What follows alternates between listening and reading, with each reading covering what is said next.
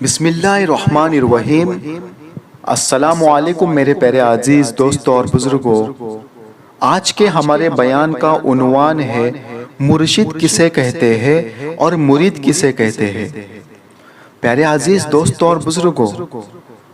طریقت کی راہ میں، فقر کی راہ میں، سلوک کی راہ میں جو بھی چلنے والے مسافر ہیں ان کے لیے بہت ہی یہ اہم نکتہ ہے۔ پیارے عزیز دوستوں اور بزرگوں،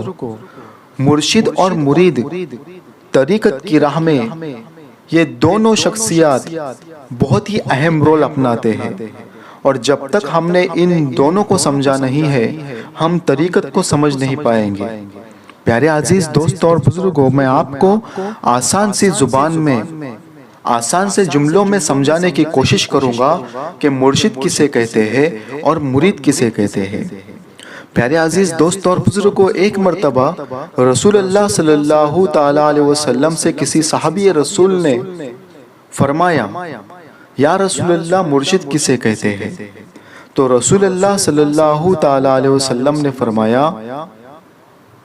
وَيُحَيُّ وَيُمِيتُ وَيُحَيُّ وَيُمِيتُ، کہ مرشد زندہ بھی کرتا ہے اور مرشد مردہ بھی کرتا ہے، یعنی مرشد زندہ نفس کو مردہ کرتا ہے اور مردہ قلب کو، مردہ دل کو زندہ کرتا ہے۔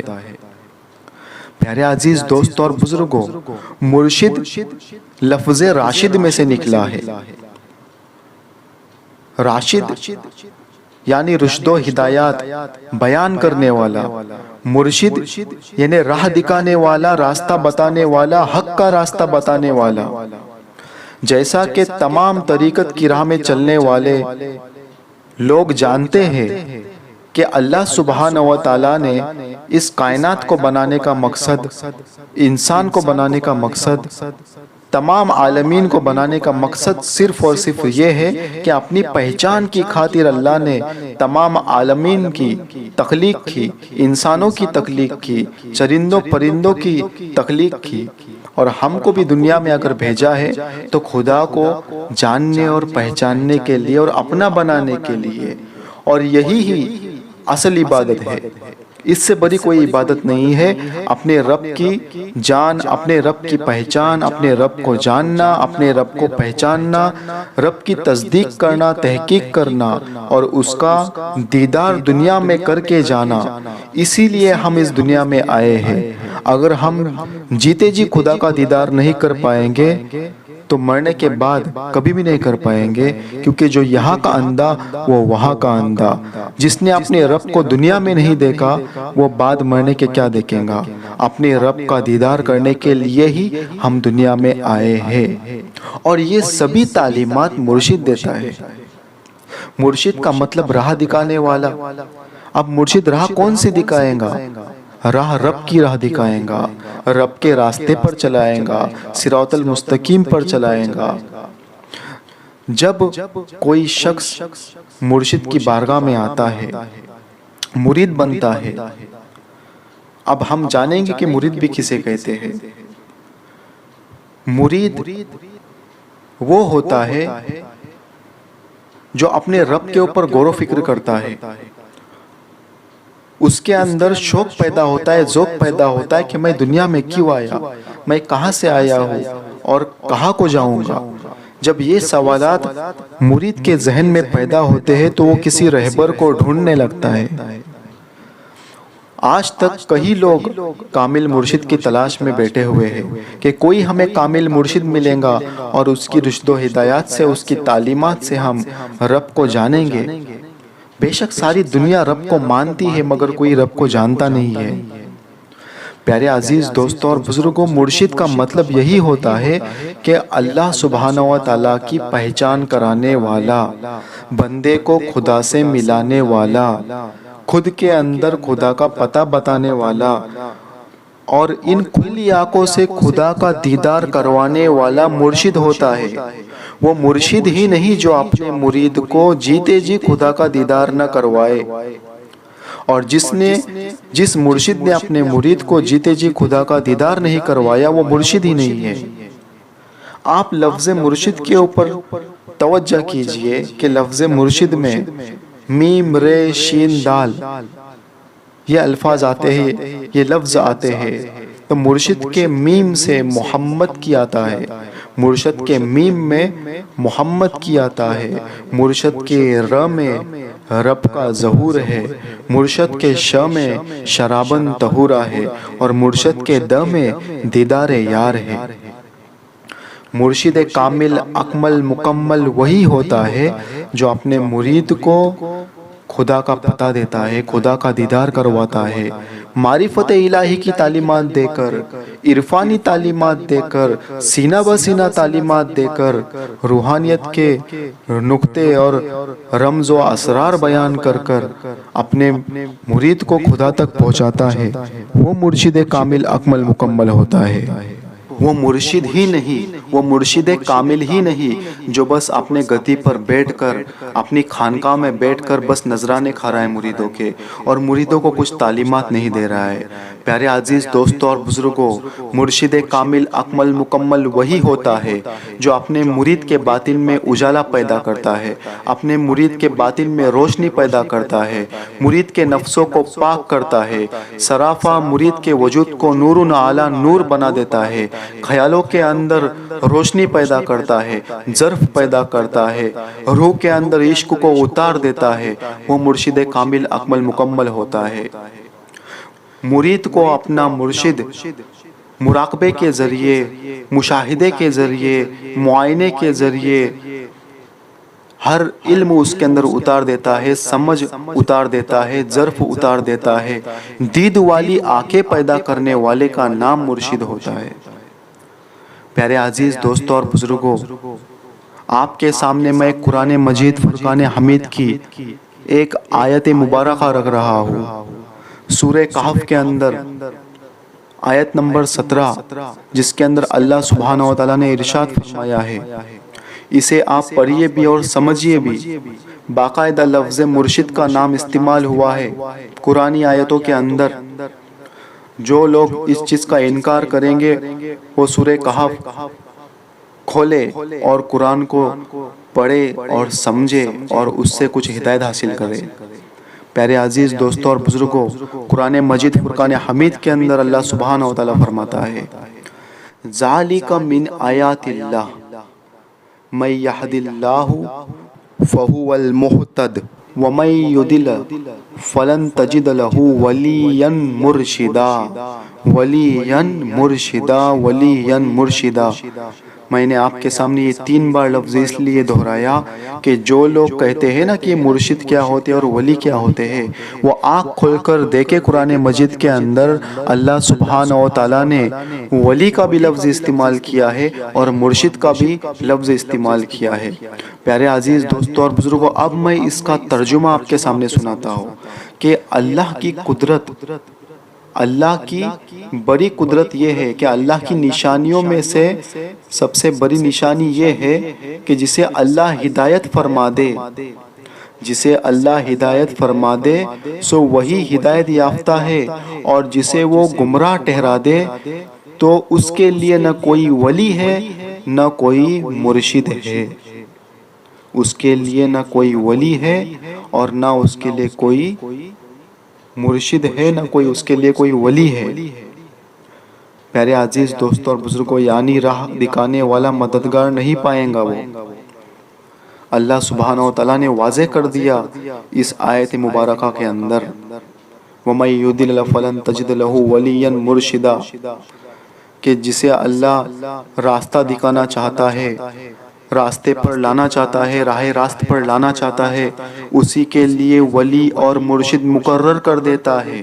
اور جسے گمراہ کرنا چاہتا ہے اس کے لیے نہ کوئی ولی ہے، نہ اس کے لیے کوئی مرشد ہے، نہ کوئی راشد ہے، نہ اس کے لیے کوئی راہ دکھانے والا ہے، نہ کوئی اس کے لیے رشد و ہدایات ہے۔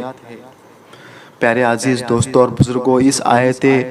مقدسہ، اس آیت مبارکہ سے ہم کو یہ ثابت ہوا کہ مرشد کا ہونا بہت ہی ضروری ہوتا ہے۔ اور آپ دیکھیے جتنے بھی بڑے بڑے اولیاء اللہ ہے، جتنے بھی بڑے بڑے مشائخ اعظام ہیں، سبھی کے پیر و مرشد موجود ہے، سبھی کے پیر و مرشد الحمدللہ موجود ہے۔ آپ سلسلہ چشتیہ کے رہنما حضرت خواجہ خواجگاہ حضرت معین الدین چشتی اجمیری سنجری رضی اللہ تعالیٰ عنہما کو اٹھا کر دیکھ لیجئے تو آپ کے پیر و مرشد موجود ہے، غوث پاک کے پیر و مرشد موجود ہے، نظام الدین اولیاء کے پیر و مرشد موجود ہے، بابا فرید الدین گنج شکر رحمۃ اللہ علیہ کے پیر و مرشد موجود ہے، سبھی بزرگان دین کے پیر و مرشد موجود ہے، اور سبھی کے لیے اللہ تعالیٰ نے مرشد اور ولی مقرر کیے، اور سب کو رشد و ہدایت اور صحیح راہ دکھانے والے رہنما رہبر ان کے لیے اللہ سبحانہ و تعالیٰ نے مقرر کیے۔ تو پیارے عزیز دوستوں اور بزرگوں، اسی کا مطلب ہوتا ہے مرشد، کہ جو خدائیت کے راستے بتاتا ہے، خدائی کے جلوے بتاتا ہے۔ پیارے عزیز دوستوں اور بزرگوں، اب میں مختصر سی تشریح آپ کے سامنے کروں گا مرید، کہ مرید کسے کہتے ہیں۔ پیارے عزیز دوستوں اور بزرگوں،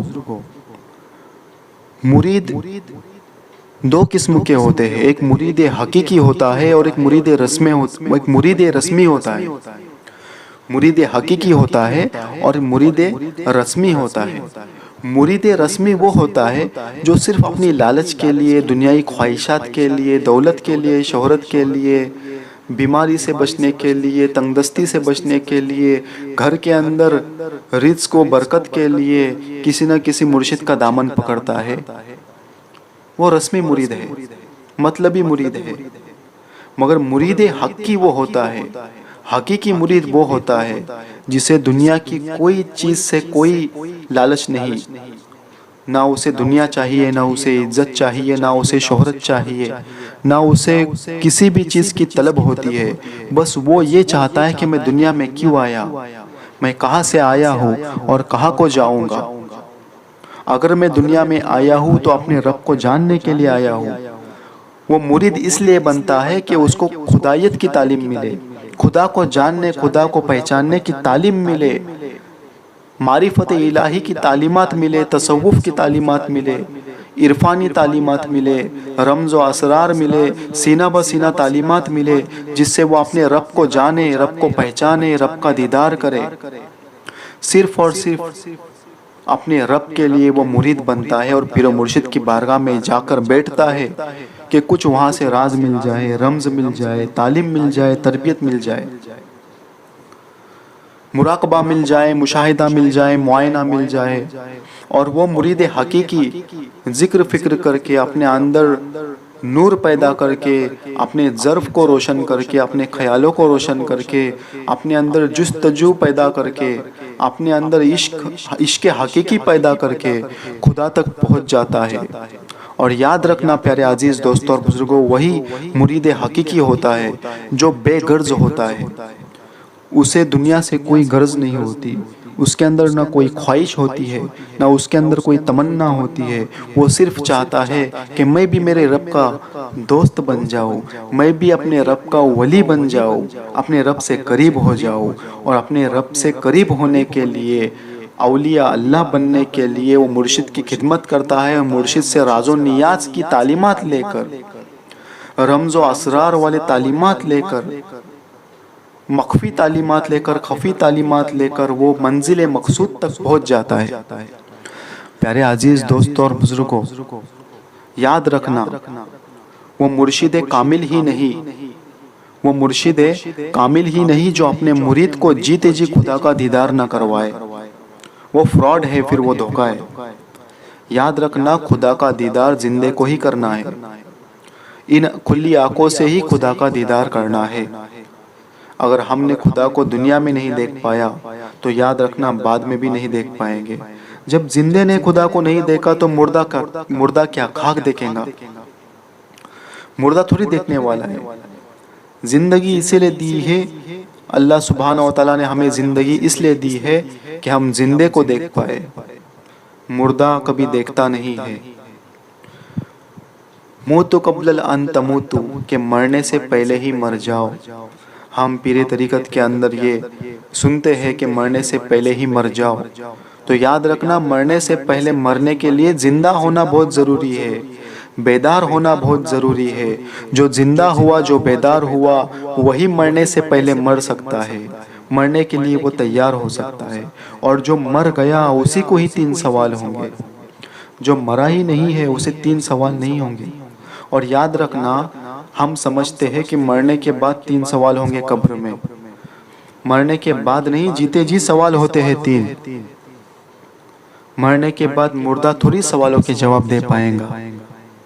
نہیں دے پائیں گا۔ جو بیدار ہوا، جو زندہ ہوا، جس کا خیال زندہ ہوا، جس کا قلب زندہ ہوا، جس کی روح زندہ ہوئی، جس کے باطن میں نور پیدا ہوا، جو صرافہ، جس کی رگ رگ زندہ ہو گئی، اسی زندے کے لیے 3 سوال ہوں گے۔ مگر ہم سمجھ رہے کہ جو قبرستان میں ہم لوگ جنہیں دفن کر رہے ہیں وہ مر گئے، وہ مرے نہیں، وہ فنا ہو گئے۔ فنا ہونا اور ہوتا ہے اور مرنا اور ہوتا ہے۔ تو پیارے عزیز دوستوں اور بزرگوں، یہ تھی مرشد اور مرید کی تشریح۔